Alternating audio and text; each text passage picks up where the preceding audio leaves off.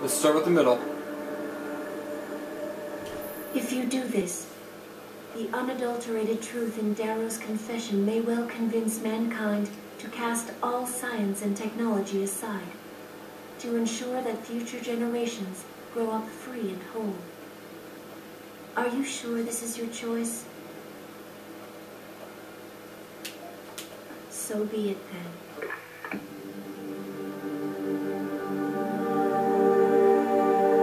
Albert Einstein said, technological progress is like an axe in the hands of a pathological criminal. Took me a while, but I finally see his point. How often have we chased the dream of progress only to see it perverted? More often than not, haven't the machines we built to improve life shattered the lives of millions? And now we want to turn that dream on ourselves to fundamentally improve who we are. Experience has shown me how dangerous that can be. How many times in the Call of Duty did I almost fall into the trap of taking shortcuts, abusing my abilities or the resources at hand? I resisted, barely at times, because I valued human lives and considerations. Can I truly despise others who fall? Technology offers us strength. Strength enables dominance, and dominance paves the way for abuse. Darrow understood this. He knew that using technology to become something more than we are risks losing our ability to love, aspire, or make moral choices. The very things that make us human. It also risks giving some men the power to make others what they choose, regardless of the cost to human dignity.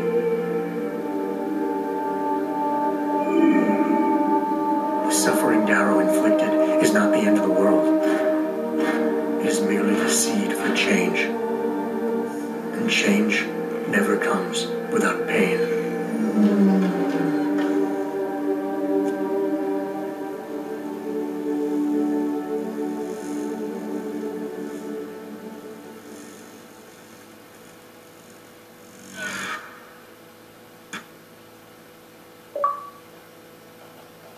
Trooper.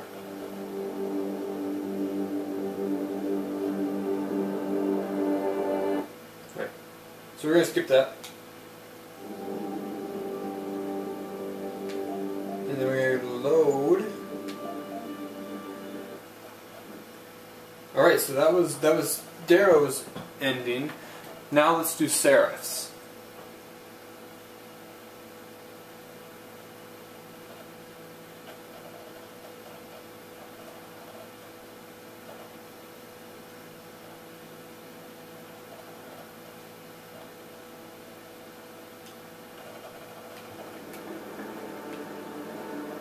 If you do this, the focus of hatred may shift to those responsible for unleashing biological warfare, leaving corporations free to experiment with human evolution. Are you sure this is your choice? So be it then. Seraph was right about one thing. It's in our nature to want to rise above our limits. Think about it. We were cold, so we harnessed fire. We were weak, so we invented tools. Every time we met an obstacle, we used creativity and ingenuity to overcome it. The cycle is inevitable. But will the outcome always be good?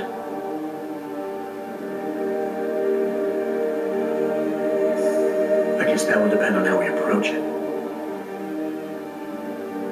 These past few months, I was challenged many times.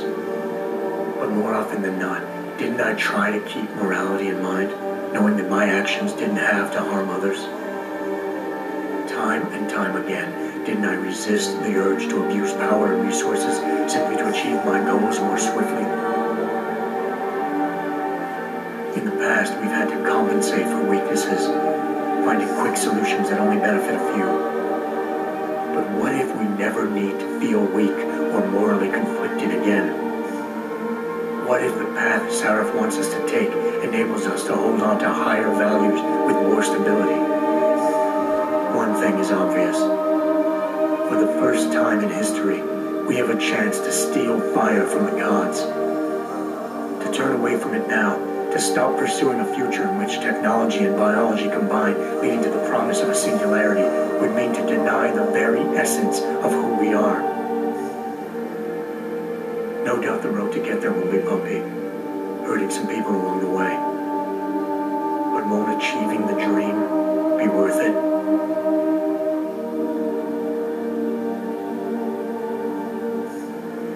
We can become the gods we've always been striving to be. We might as well get good at it.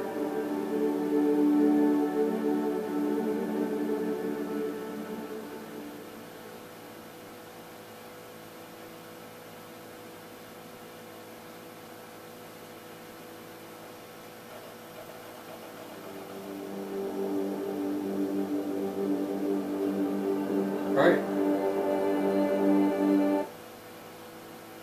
Skip that.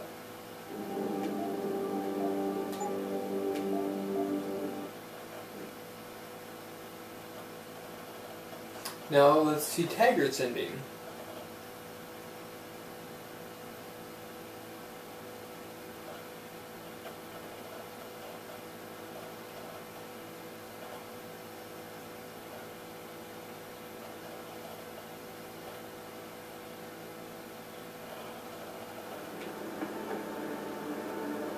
If you do this, first-hand experience with corporate negligence on such a grand scale may convince mankind to enact harsh restrictions on human enhancement research. Are you sure this is your choice? So be it then. Freedom. To those who don't have it, it's more valuable than gold.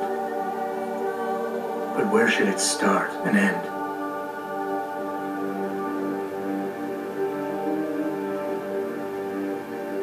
We humans often think we have the right to expand, absorb, convert, or possess anything we need to reach our dreams. But time and time again, hasn't this led to conflicts with others who essentially believe the same thing? Looking back on the challenges I faced,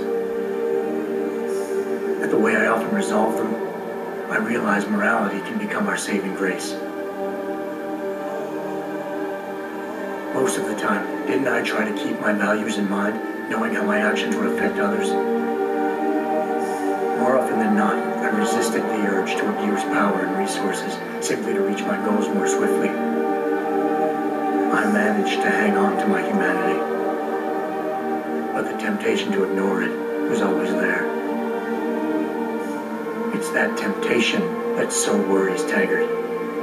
He's not afraid of freedom. He's afraid of the chaos that erupts when individuals have nothing but morality to constrain them. He wants us to regulate enhancement technologies because he fears all that power, without limits, without guardrails to keep us from abusing it. Absolute freedom is no better than chaos. Society needs laws and regulations to protect it. So if the men and women behind Taggart need to work in the shadows, pulling strings to enable us to head in a safe direction, will supporting them be all that bad? If they're as wise as Taggart says, how bad will their leadership be?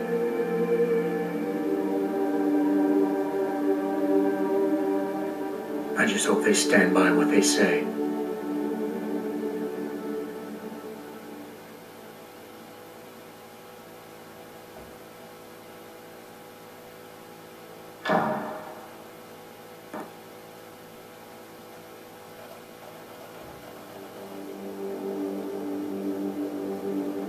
Alright. That's number 3. One more left.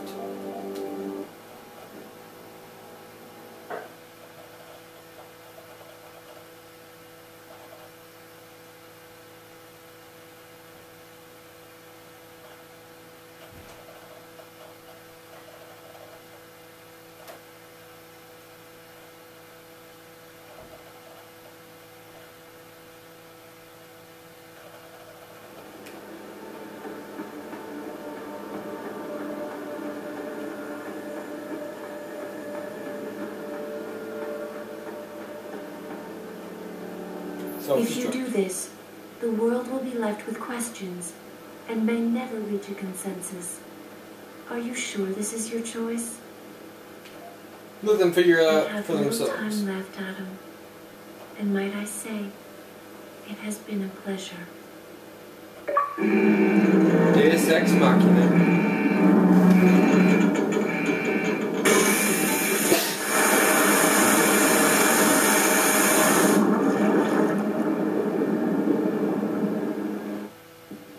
Do I trust mankind to save itself? That's what Eliza was asking. The truth is, I don't know. After everything I've seen, all the fighting and the chaos around me, I only know what I want to believe. Somehow, human decency will triumph. These past few months, I've faced many life-threatening situations. I could have given up many times, but my need to know the truth, to uncover the secrets that others were hiding, and to survive, forced me to keep on going. Most of the time, I tried to keep my values in mind, knowing my actions did not have to harm others. I held on to my humanity, resisting the urge to abuse power or resources in order to meet my goals. And in the end, I got the job done.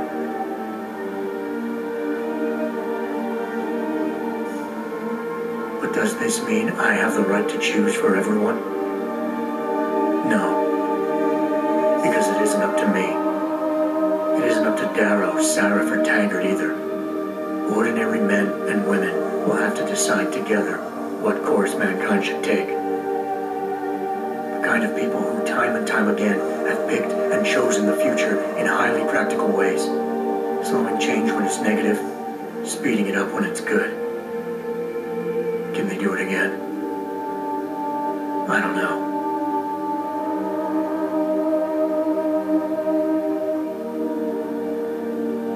But I do know I'm not about to let anyone in this station, myself included, stand in their way.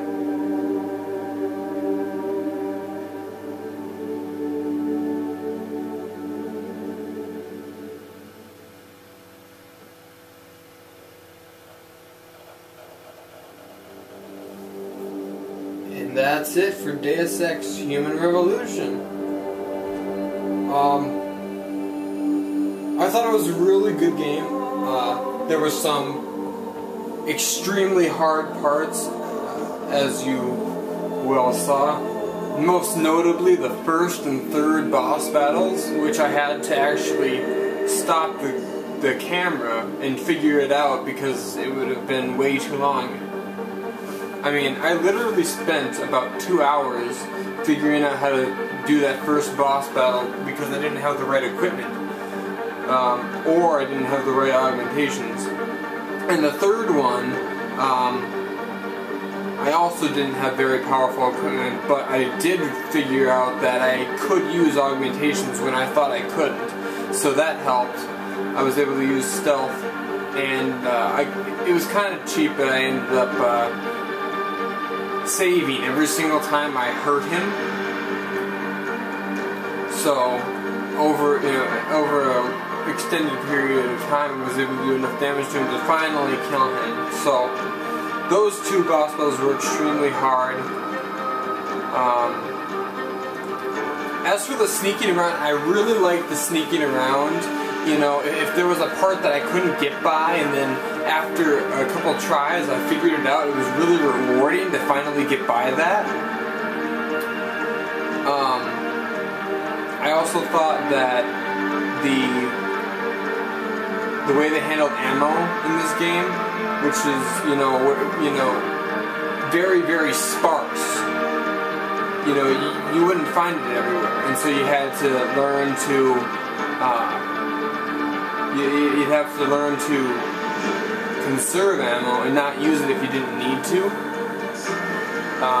And also, I thought the augmentations in this game were also very cool. Some of them were more useful than others. Some of them were, I don't know why you would ever need to use it. So Some of those I didn't get, some of them I did. And it was very interesting. I love sneaking around. That was really fun. So we'll continue watching this, and coming up soon will be my review of the game. So stick around for that, and let's finish the credits.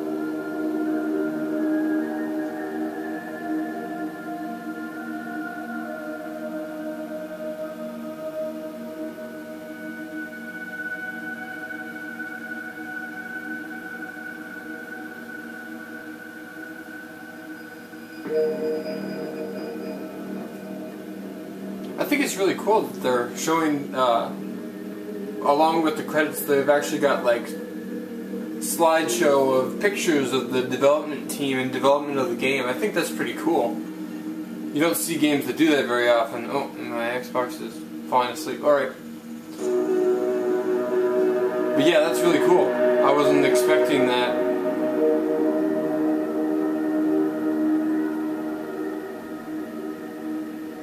There's not many games that do that.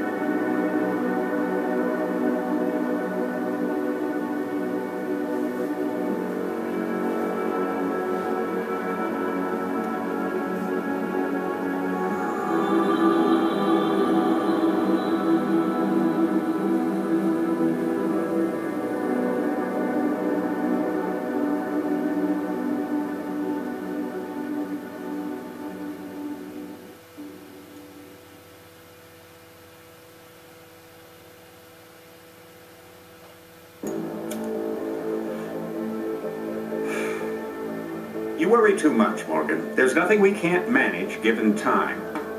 She's here. I have to cut this short. Keep going through the wreckage. Maybe we'll find something we can use for the Morpheus initiative. Come in. Dr. Reed. We're so pleased you decided to join us. Where else could I go? No regrets, my dear. As Ariadne told Theseus before he entered the Minotaur's labyrinth, always forward, never left or right. You'll be very interested in our current project. We're breaking new ground. Yes, the nanite virus chimera is quite intriguing. I'm looking forward to seeing the hybrid project up close, Mr. Page. And so you shall. But please, call me Bob. What? The D Project?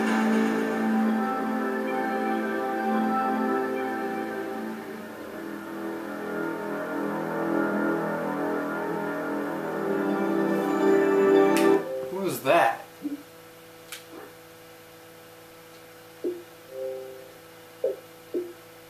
You watched the entire credit and saw the surprise at the end. Ah, interesting.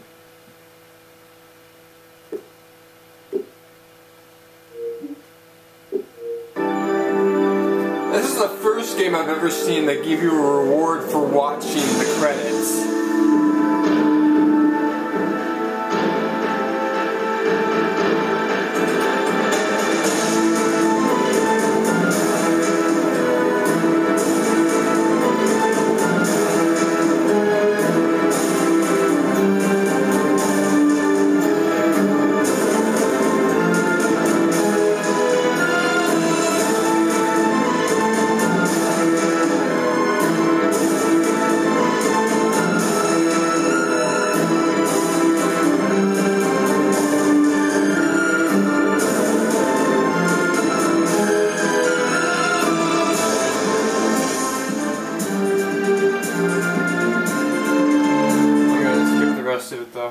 Alright, that was it for Deus Ex. And I'll see you guys in just a little bit for the review of the game.